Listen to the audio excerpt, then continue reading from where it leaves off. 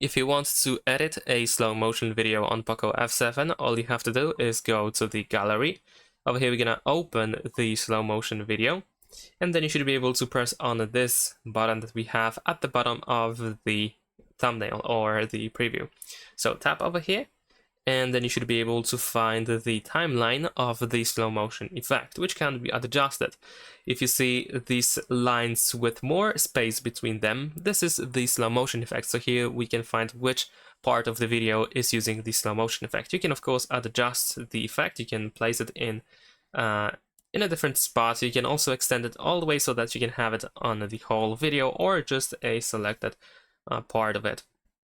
Once you are done with editing, oh, by the way, you can also press play over here on the left side in order to, of course, see the differences, and you can move on this timeline below.